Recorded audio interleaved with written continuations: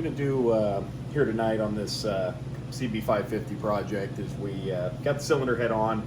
It's all torqued down. This engine had all the valves were bent in it, so usually what I do on these big projects, vehicles of kind of unknown history, I like to make sure we're starting with a healthy engine before we get too deep into the project.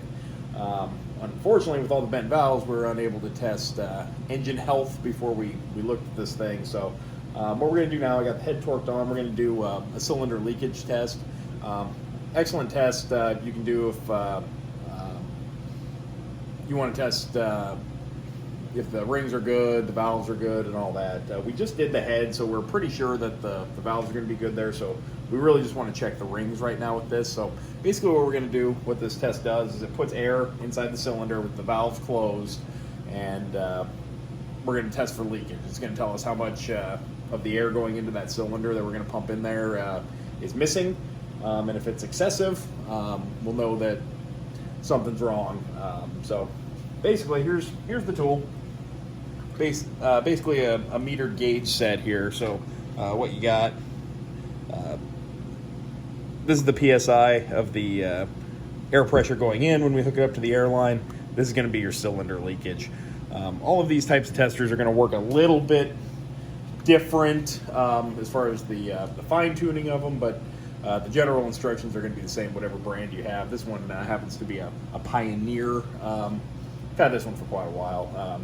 Seems to be a pretty good one. So on this particular one, you start by backing the regulator all the way off. So there's no regulated pressure going into it. You hook it up to your shop airline. Nothing's going to happen because the regulator's all the way open.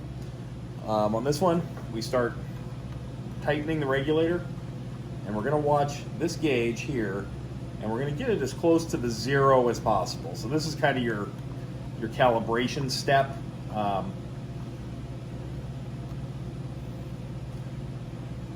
once it's set to zero, that's kind of our baseline. That's how much pressure is going in there. And then we're going to test that in reference to how many is leaking past the cylinder. Sometimes they creep up a little bit past. You might have to back the regulator off and get it kind of dialed in.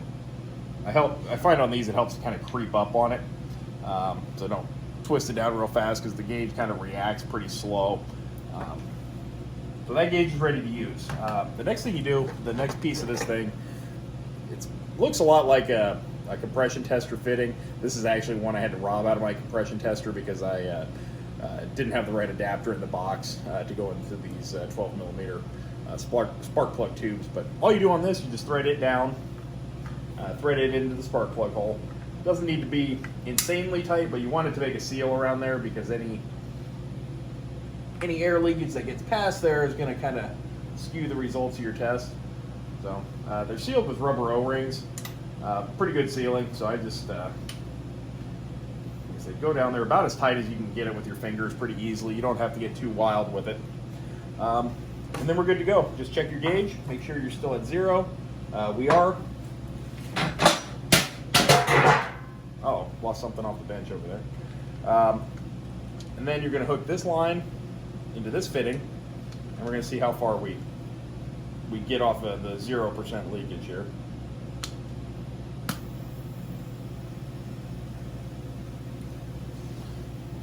So as you can see here, shows the leakage as a percentage.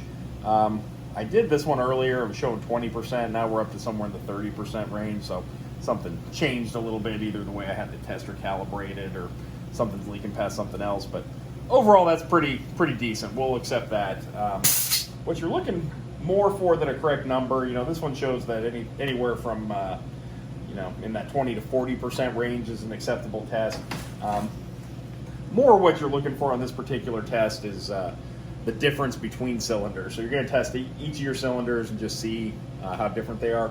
The one thing I didn't mention, because I'm doing this kind of unique, is I did mention that the valves need to be shut. If you have the cams and everything in the motor, you need to make sure that you're on top dead center so that they're not on overlap. If you're on overlap, both valves are going to be open a little bit, and you're going to get a really high reading on your gauge, which could skew your results a little bit. Because I don't have cams in this, the valves are closed. So I can test this anywhere. It's probably a little bit more efficient a test depending on where the piston is in the cylinder. If you're pushing that much air into the cylinder or the pistons at bottom dead center, probably make it a little bit less accurate possibly because of the volume of air going in there. But ultimately, it doesn't matter. We're testing to make sure we don't have excessive leakage.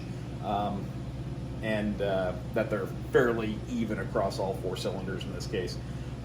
If there was a lot of leakage, what you do is you listen for it, get your ear down close to the exhaust. We don't have exhaust on here, so you can get real close to the port or the intake port. That'll tell you if the intake or exhaust valve is leaking. You're listening for air, air moving sound, whooshing sound as it goes through there. If we suspect it's piston rings, the easiest way to tell on that is to pull the oil fill and get your ear down in there to listen. If it's sometimes it can be kind of hard to tell if there's a lot of cylinder leakage. You may need to get your mechanic's stethoscope out or do the old screwdriver to the ear trick to try to pinpoint it a little bit. But I tested this one earlier just to make sure, and it was pretty good. It kind of a little bit everywhere. It sounded like a little bit was getting past the exhaust, a little bit was getting past the intake, and a little bit past the rings, which you would kind of expect from a used engine with a lightly refurbished head. So I'm happy with that result, and we're going to test the other 3 and see where we're at.